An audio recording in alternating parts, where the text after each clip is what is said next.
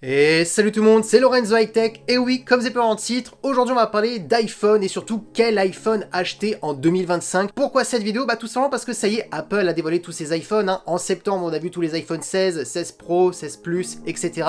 Et là ça y est, maintenant on a eu l'iPhone 16e qui est le début du haut de gamme, et je me suis dit ça serait intéressant un petit peu pour que les gens puissent s'y retrouver, même si Apple c'est vrai que c'est la marque la plus simple à comprendre avec les gammes, c'est la marque qui possède le moins de gamme et le moins de smartphones par rapport à Xiaomi, Samsung et j'en passe, je vais pas citer toutes les marques, mais voilà, je me suis dit ça serait quand même intéressant de vous dire quel iPhone acheter et pourquoi, donc on va en parler dans cette vidéo. Mais avant de commencer la vidéo, si vous êtes toujours pas de ma chaîne YouTube, abonnez-vous, allez 100% high tech, n'oubliez pas d'activer la petite cloche de notification pour être notifié lorsque je publie une vidéo, et bien entendu à mes autres réseaux sociaux, c'est-à-dire Instagram, TikTok et Twitter, tous les liens seront en bas dans la description. Du coup, le premier smartphone que j'ai choisi, bah ça va être très simple, hein. C'est tout simplement l'iPhone 16e qui vient tout juste d'être dévoilé il y a quelques jours. Alors pourquoi je choisis cet iPhone 16e? Bah tout simplement parce que on a pratiquement les mêmes caractéristiques, j'ai bien dit presque les mêmes caractéristiques qu'un iPhone 16 classique. Quand on regarde, on a le même écran OLED du 60 Hz, juste un écran un peu moins lumineux, mais sinon ça reste la même chose.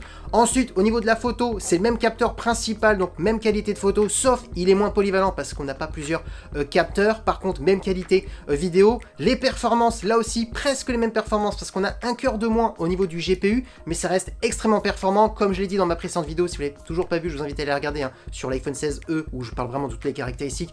Où là, en termes de performance, ça reste le meilleur rapport qualité-prix du marché et pas que chez Apple parce que même sur Android, c'est compliqué de trouver un équivalent à 719 € parce que là, on est vraiment sur le meilleur processeur d'Apple et c'est pas le 1 cœur de moins dans le GPU qui va tout faire dégringoler. Donc on est vraiment sur le smartphone qui va pouvoir durer dans le temps grâce à ses performances. En plus, on aura Apple Intelligence, donc si le 120 Hz ne vous intéresse pas et le Dynamic Island, le nouveau design du Dynamic Island vous intéresse pas, bah cet iPhone 16e sera juste parfait parce que oui, hein, même s'il n'y a pas le Dynamic Island, il y a quand même le Face ID qui est juste dans l'ancien design d'un iPhone 14 dans l'encoche. Deuxième smartphone que j'ai choisi, et là c'est plus compliqué de le retrouver encore à neuf, c'est plutôt dans le reconditionné. On est entre 750 € et 800 € dans le bon reconditionné. C'est tout simplement l'iPhone 15 Pro. Alors pourquoi j'ai mis l'iPhone 15 Pro?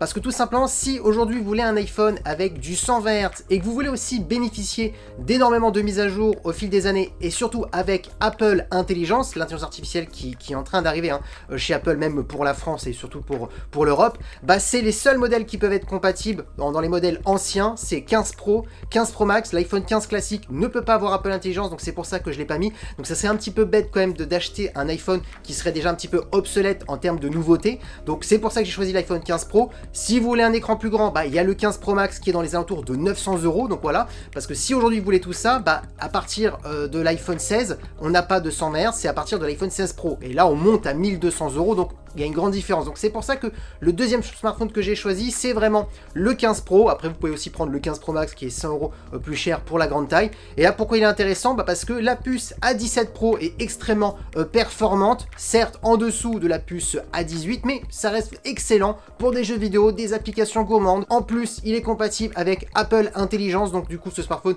n'est pas obsolète, un excellent écran et surtout c'est vraiment pour ceux qui veulent le Dynamic Island, le nouveau design comme qui ressemble un petit peu, on va pas se le cacher, aux iPhone 16 et surtout bien entendu le 120 Hz. Et bien entendu pour la partie photo qui est aussi bien plus polyvalente. Et ensuite le dernier que j'ai choisi, bah, c'est tout simplement directement l'iPhone 16 Pro. Alors j'ai pas pris le 16 Pro Max parce que tout le monde ne veut pas non plus une grande taille. Pourquoi j'ai pris directement l'iPhone 16 Pro à 1229 €? Et bien tout simplement parce que je trouve que maintenant avec la sortie de l'iPhone 16e qui est très proche de l'iPhone 16 classique, prendre l'iPhone 16 est pour ma part peut-être un petit peu moins intéressant parce que oui, alors si vous êtes quelqu'un qui veut vraiment un peu plus de performance par rapport à l'iPhone 16e et qui veut vraiment le nouveau design de l'iPhone 16 avec le Dynamic Island et un capteur ultra grand angle, parce que c'est juste ça vraiment les différences, je trouve ça un petit peu dommage, je trouve ça peut-être un peu ridicule. C'est pour ça moi je pense que maintenant le mieux c'est directement, si on veut économiser un peu de l'argent, on prend l'iPhone 16e ou un 15 Pro, et ensuite si on veut vraiment quelque chose de bien, bah directement prendre l'iPhone 16 Pro ou 16 Pro Max si vraiment vous voulez une grande taille, parce que là 1229 €, bah là vous avez tout, superbe photo, superbe vidéo, les meilleures performances avec la puce A18 Pro, parce que la A18 Pro est plus performante que la A18 Bionic classique. Donc là, on est vraiment sur le smartphone le plus polyvalent. Donc c'est pour ça que je m'orienterai en dernier choix, vraiment quand vous voulez le mieux, directement au 16 Pro et non pas à l'iPhone 16 classique. Du coup, voilà la liste chez Apple des smartphones qu'il faut acheter en 2025. Donc j'ai vraiment choisi des smartphones qui auront la possibilité d'avoir Apple Intelligence, parce que pour ma part, en 2025, acheter un smartphone sans IA, bah c'est peut-être acheter un smartphone qui est un petit peu en retard sur les nouvelles technologies. Donc même si vous n'êtes pas fan de l'IA, peut-être que vous allez le devenir parce que ça va nous simplifier au quotidien. Dites-moi en commentaire si vous êtes d'accord dans mon classement. Quel iPhone avez-vous peut-être acheté récemment ou quel futur iPhone allez-vous acheter? Comme ça m'intéresse, dites-moi tout ça en commentaire, parce que oui, la vidéo est terminée. J'espère que la vidéo vous a plu. Si c'est le cas, n'oubliez pas le petit pouce like, de vous abonner sur cette chaîne YouTube et d'activer la petite cloche de notification pour être notifié lorsque je publie une vidéo, et bien entendu à mes autres réseaux sociaux, c'est-à-dire Instagram, TikTok et Twitter. Tous les liens seront en bas dans la description, et maintenant je vous dis à très bientôt. C'était Lorenzo High Tech. Ciao.